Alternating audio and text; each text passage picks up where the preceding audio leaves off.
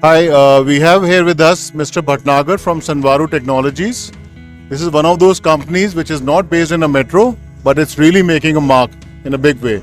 Mr. Bhatnagar, tell us a little bit more about Sanvaru. Yeah, Sunwaru's Technology is now 8-year-old company. We are only lithium player. We are not doing any other kind of battery like lead acid or other thing. So it is a pure focused company, only doing lithium, and mostly we do lithium iron phosphate.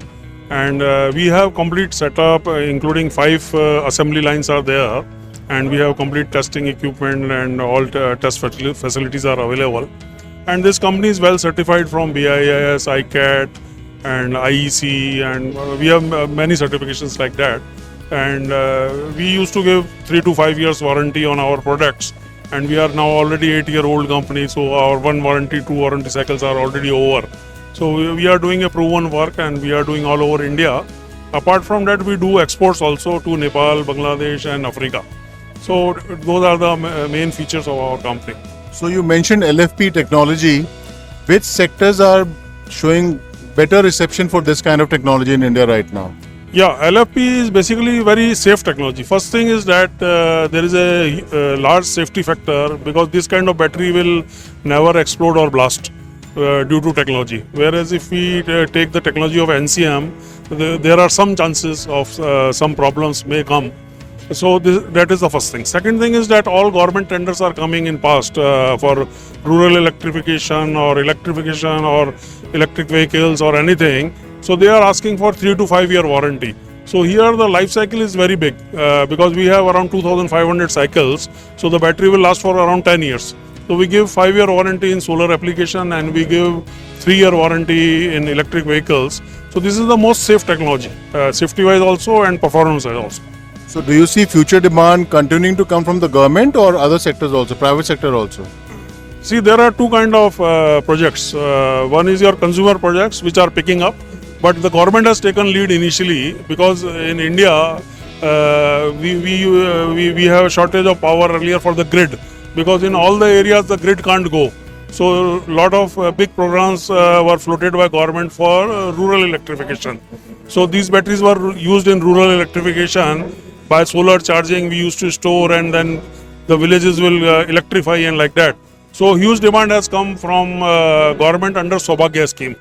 Then another government thing was this drive on electric vehicles because we are importing all the fuels from outside. So a lot of forex losses are there and government want to clean this thing under the Paris Agreement. We have also agreed for a greener world.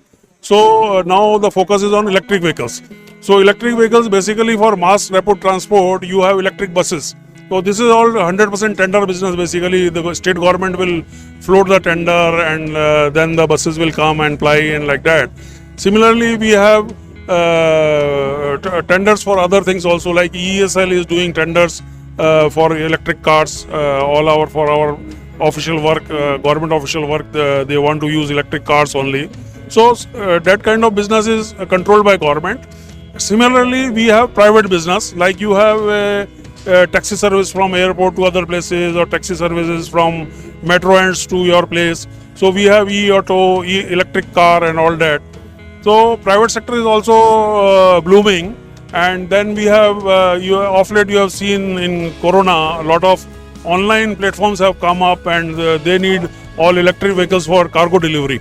So that is a big segment in the private sector. So both the sectors are coming. Electric is coming in government also and private also.